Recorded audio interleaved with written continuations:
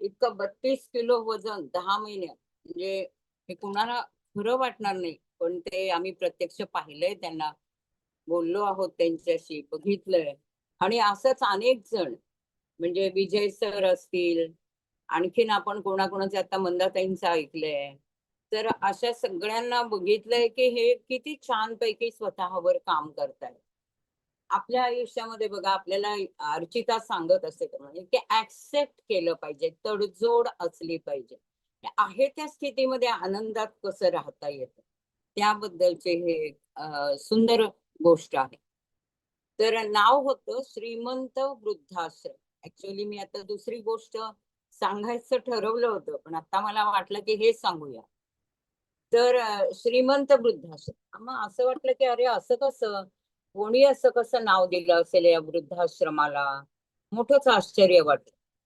आणि आत गेलो तर समोर कोणीच नाही, पण खमंग वास कुठून तरी आतून येत होता. तर पावलं वासाच्या दिशेने जाऊ लागली. वृद्धाश्रमाच्या स्वयंपाक करण्याच्या खोलीतून हसण्या खिदळण्याचा आवाज त्या खमंग अशा वासाबरोबरच यायला लागला. आणि आत मला जे दृश्य दिसलं ते पाहून मी अचंबित झाले नाही तर नवलच. 2 आज्या मोठ्या कढईमध्ये पोहे भाजत होत्या. दोघी जणी लाडू वळत होत्या, तर 2 आज्या करंज्यांना सुरेख असा आकार देत होत्या. आजोबा पण काही मागे नव्हते बरं का. चकलीच्या सोऱ्यामधून सुरेख अशा चकल्या त्या थरथरत्या हातातनं पडत होत्या. कोणा आजोबांचे चिवड्यासाठी मिरची, कढीपत्ता, खोबऱ्याचे काप हे सगळं करण्याचं काम चाललेलं होतं. वातावरण कसं प्रफुल्लित होतं. कुठेही माझ्या मनात कल्पिलेली मरगळ, उदासीनता नव्हती. कारण वृद्धाश्रम म्हटलं की असं असणार. अगदी त्यांना नाईलाजाने वृद्धाश्रमात यावं लागलंय, मुलांनी आणून टाकलंय, किंवा घरामध्ये पटत नाहीये आणि आता इथे आणलंय. त्यांना काहीतरी त्रास आहेत आणि ते त्रास आता घरामध्ये काढू शकत नाही. यांना नेऊन ठेवा कुठेतरी.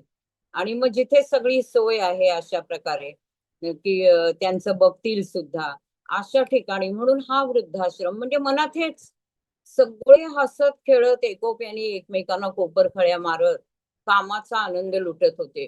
उलटच चित्र हे सगळं मला दिसलं.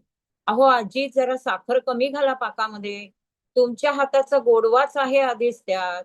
तर आजी म्हणतात, अहो भाऊ, जरा तोंडात कमी आणि चिवड्यात काजू पडू देत हो. अहो साठे काकू, चिवडा तुमच्यासारखा झणझणीत होते बरं का. कोणी बाहेर आलंय ह्याची जर जरा सुद्धा शुद्ध त्या तरुणांना नव्हती. तरुणच म्हणावं लागेल. मी अजूनही अवाकच होते. निवृत्त झाल्यावर थोडा फराळ आणि थोडीशी देणगी द्यावी, अशा उद्देशाने मी तिथे आलेले होते. एवढ्यामध्ये श्रीमंतचे व्यवस्थापक मागून आले. त्यांनी माझी ओळख करून दिली. मी तिथेच त्यांच्या शेजारी फटकल मारून बसले आणि त्यांच्या गप्पांमध्ये रममाण झाले. इतक्या मोठ्या प्रमाणात चिवडा, लाडू हा काय प्रकार असेल? माझ्या डोळ्यातलं प्रश्नचिन्ह पाहून न विचारताच एका आजींनी सांगायला सुरुवात केली.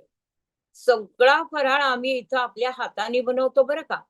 आम्ही कधी सुद्धा फराळ कोणाच्या घरून येईल म्हणून वाट अजिबात बघत नाही, की कोणी भेटायला, आश्रम पाहायला येईल आणि घेऊन येतील, अशी आशा सुद्धा ठेवत नाही. आमच्या इथल्या काही जणांकडे पेशन्स आहे, काहींच्या जवळ थोडी माया आहे. त्यातनं आम्ही सगळं सामान एकत्र आणतो आणि एकत्र असा फराळ करतो. केलेला फराळ आम्ही थोडासा जवळच्या अनाथाश्रमामध्ये जाऊन तिथल्या चिमण्या पिल्लांना खाऊ घालतो. थोडा रस्त्याच्या कडेला बसलेल्या गरिबांना वाटतो. तर थोडा मागच्या गल्लीतल्या झोपडपट्टीत जातो आणि देऊन येतो. अगं नुसती दिवाळी नाही, नाताळचा सण पण आम्ही जोरदार साजरा करतो. या नेने काकू आहेत ना, त्या खूप मस्त केक बनवतात. आणि हे अंतू काका आहे ना, ते मस्त सांताचा ड्रेस घालून छोटी छोटी गिफ्ट्स आणून वाटतच सुटतात. एखाद्या गरीब शाळेच्या बाहेर उभं राहून होतकरू विद्यार्थ्यांसाठी कितीतरी पेन, पेन्सिली, कंपास अशा वस्तू त्यांच्या जादूच्या पोतडीतनं बाहेर निघतात.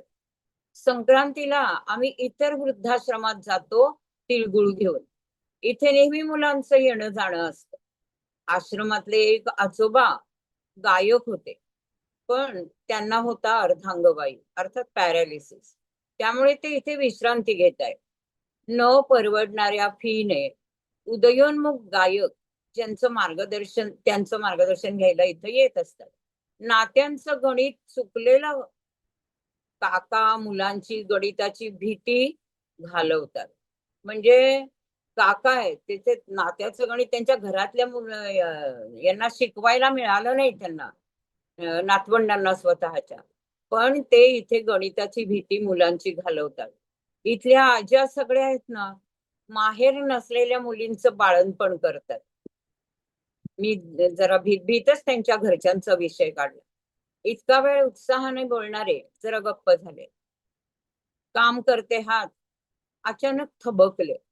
तितक्यात बाहेरून नानू मामा वयाला न शोभेल असे धावत धावत आले. त्यांच्या हातात एक कंदील होता, जो त्यांनी 2 दिवस बसून स्वतः तयार केलेला होता.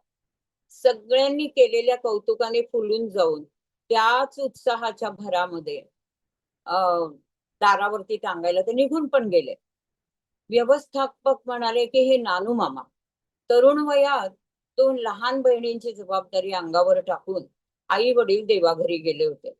स्वतःच्या मुलींप्रमाणे नानूनी बहिणींना वाढवलं. कधी आईच्या मायेने जाणत्या वयाची शिकवण दिली, तर कधी त्यांची शिकवणी घेतली. बाहेरच्या जगापासून वडिलांच्या मायेने संरक्षण केलं. शिकून सवरून चांगल्या घरी त्यांची पाठवणी करायच्या नादात लग्नाचं ह्यांचं वय कधी उलटून गेलं ते कळलंच नाही. आता दोन्ही बहिणींनी गरज लागेल त्यावेळेला भावाला आधारासाठी बोलावून घेतलं. आता वय झालं, नानूला एकटं राहावं ना नानूनी. पण दोन्हीही बहिणींनी एकाकी भावाची जबाबदारी घ्यायला नकार दिला. बघा, एक म्हणे माझ्या हातात काही नाहीये, माझं घर इथे सुनांच्या इशाऱ्याने चालतं. तर दुसरी म्हणते माझंच मला होत नाही, तुमचं कोण करणार, यांचं कोण करणार. भरीत भर म्हणजे राहती जागा नूतनीकरणासाठी पाडायची ठरली तेव्हा त्या दोन्ही बहिणींनी हक्क सुद्धा मागितला. निराश नानू मामाची पावलं इकडे वळली वृद्धाश्रमाकडे, ह्या ती कायमचीच. मागच्या वर्षी एका लग्न समारंभात व्यवस्थापकांना नखशिखांत दागिन्यांनी मडलेल्या दोघी बहिणी दिसल्या आपापल्या सुनांची तक्रार करताना. अंगावरची श्रीमंती चेहऱ्यावर त्यांच्या अजिबात दिसत नव्हती. मला नानू मामांचा आत्ताचा आनंदी चेहरा हा डोळ्यासमोर आला. रमीलाताईंचा भाऊ त्यांना इथे सोडून गेला. कोणाची मुलं परदेशात, तर कोणाच्या मुलांना अडगळ, कोणाकडे जागेची अडचण, अशी वेगवेगळ्या स्तरातून आलेले सगळे इथे मात्र छानपैकी एकोप्याने राहत होते. वत्सलाताई म्हणाल्या, हे गेले, पदरी मूलबाळ नाही, मी स्वतःच कोणावर भर नको म्हणून या ठिकाणी आले.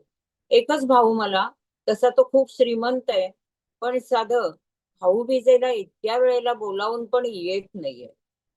नशिबी पाडवा नाही की भाऊबीज, काय उपयोग दिवाळीचा. असं नैराश्य आलेलं असतानाच नानू मामांनी मला भाऊबीजेला बहीण मानलं, ओवाळायला लावलं आणि ओवाळणी म्हणून लोकर आणि सुया दिल्या आणि हक्काने सांगितलं की थंडी जवळ आली आहे, लवकर लवकर स्वेटर विणून ठेव. तेव्हापासून मी स्वतःला त्या लोकरीच्या उबदार विणेमध्ये गुंतवून घेतलंय.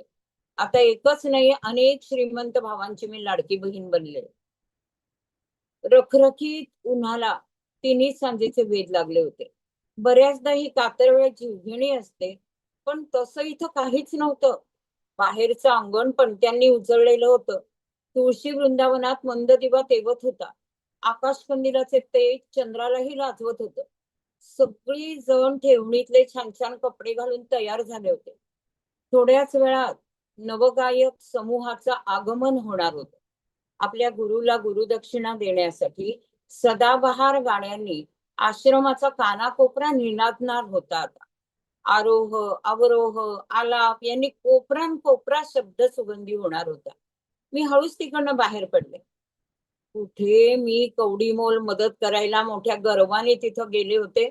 पिशवीतले ते एवढेसे वाटायला घेतलेले फराळाचे पुडके मला लाजिरवाणं करायला लागले. मोठ्या दिमाखात श्रीमंत वृद्धाश्रमाच्या पाठीकडे माझं लक्ष गेलं आणि कळलं श्रीमंत म्हणजे काय, श्रीमंत वृद्धाश्रम म्हणजे काय, स्वर्ग स्वर्ग म्हणजे काय, त्यासाठी आभाळातच जायला पाहिजे का? नक्की नाही. थोडी नजर आपल्या पलीकडे टाकली ना, तर हा स्वर्ग आपल्या जवळच आहे. त्या श्रीमंत वृद्धाश्रमाला एक मानाचा मुजरा ठोकून माझी पावलं घराकडे वळली.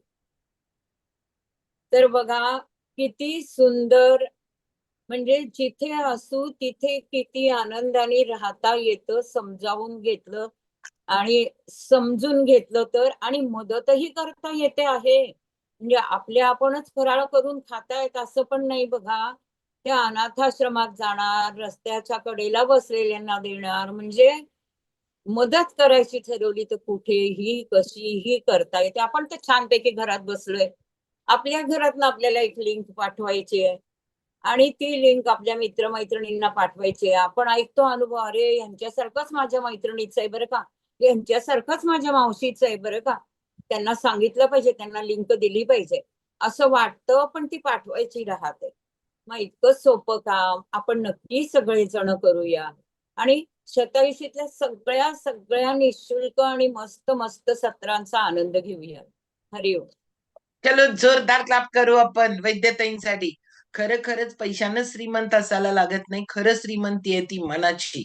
आणि ह्या मनाची श्रीमंती ही तुमच्या उदारतेवरून कळत असते, समजून एखाद्याला घेण्यावरून कळत असते. आणि ऑलवेज आपण आपल्या आजूबाजूला जी परिस्थिती ना आपली, ती पहिल्यांदा स्वीकारायला पाहिजे, त्याच्यावर मस्तपैकी काम करायला पाहिजे. ईश्वर तुमच्यासाठी सगळ्या गोष्टी देण्यासाठी परीक्षा पहिला घेतली जाते आणि मग रिझल्ट लागतो. त्यामुळे लाईफ मध्ये पण एखादी अडचण आली, एखादं चॅलेंज आलं, तर ती आपली परीक्षा असते. त्याचा रिझल्ट गोड मिळणार असतो, पण त्या परीक्षेमध्येच परीक्षा आहे म्हणत आपण जर बसलो, तर जगण्याचा आनंद आपण घालवून बसतो. खरंच मनानं आणि ह्याच्यानं श्रीमंत असणारी लोक होती ना, त्यामुळे नाव अगदी रास्त होतं. कारण असायला पाहिजे, असं म्हणजे असायला पाहिजे, आपण सगळ्यांनीच असं असायला पाहिजे. जे आपल्याकडे आहे ना, जेवढं देता येईल तेवढं द्या. म्हणजे तुम्ही म्हणाल पैसा देऊ काय, वस्तू देऊ काय, लोक त्याच्यावर पण नावं घालून घालून देतात. ये. ओके, हे काहीच नका देऊ. ह्याच्यापेक्षा फक्त लोकांना ना एक छानपैकी आधार देण्यासारखं शब्द तुमच्या जवळ असले पाहिजेत. म्हणजे ऑलवेज तुम्ही पण प्रॉब्लेम आयला प्रॉब्लेम करत न बसता आपण त्याच्यावर सोल्युशन देणारे असायला पाहिजे. आणि आता एवढी मात्र श्रीमंती दाखवू आपण, एक तरी व्यक्तीला सोमवारी कॉलवर आपण जॉईन करू मॉर्निंग फील्ड स्टेशनला लय लवकर, ज्याला खरंच ना गरज आहे आरोग्याची. त्याला सोमवारी आपला वर्कआउट बॅच 5:30ला. योगाचा वर्ग जो आहे तो बरोबर नवीन चालू होतो 5:45ला. आणि ज्याला उठायचंच होत नाही, त्याला 6:45ला ओंकार साधनेला उठवा. म्हणजे या कुठं ना कुठं त्याला जॉईन करा, ऐकायला द्या. लोकांचे प्रॉब्लेम्स ऐकल्यानंतर स्वतःचे एवढे प्रॉब्लेम, स्वतःच्या घरातलं एवढं वातावरण बिघडलेलं असतं, एवढं करून ठेवतात त्याला, की कुठंतरी आपला दृष्टिकोन चेंज झाला, की समोरचं परिस्थिती चेंज होते. सेम स्थिती असणार आहे. कोण कसा बघतो त्याच्यावर डिपेंड आहे. त्यामुळे ती वस्तुस्थिती बदलणार नाहीये. परिस्थिती तुम्ही कशी त्याच्याकडे बघता त्याच्यानुसार बदलत असते. पण हे घडतं मॉर्निंग फील्ड स्टेशनवर ऐकल्यानंतर. त्यामुळे आपण सगळेजण उद्या ऑल सेशनला सुट्टी आहे. पण परवा दिवशी एका तरी व्यक्तीला तेवढे तरी श्रीमंत होऊ आपण. आणि एका तरी व्यक्तीला जॉईनच करू. मी असं म्हणणार नाही लिंक द्या. लिंक कोण बघत नाहीत. बघितलं ना अंजलीचं उदाहरण. भाऊजीचं 18 किलो वजन कमी झालं होतं. 6 महिने ऐकत नव्हती. बरोबर? नाही ऐकत लोक. त्यांना शरीराबद्दल काही ना काही त्यांनी केलंय. त्यांना त्याच्यात काही रिझल्ट नाही आला. आणि तुम्ही कोण लई मोठे लागला म्हणून ते तुमच्याकडं लक्ष देत नाहीत. राहू दे, नाही देऊ देत. पण आपण असं रोज एकालाच सांगत राहावा, त्याला शेवटी असं वाटायला पाहिजे करूच जॉईन. खरंच आतनं तुम्हाला फिलिंग पाहिजे समोरच्यात बदल करवण्याचे, समोरच्याला एक चांगलं लाईफ देण्याचं आपल्याला ना आतनं फिलिंग असायला पाहिजे. काय माहिती समोरचा नाही म्हणतोय, येत नाही लवकर. ओके. आपलंच फिलिंग त्याच्यापर्यंत पोहोचत नाहीये. म्हणजे मलाच सांगता येत नाही.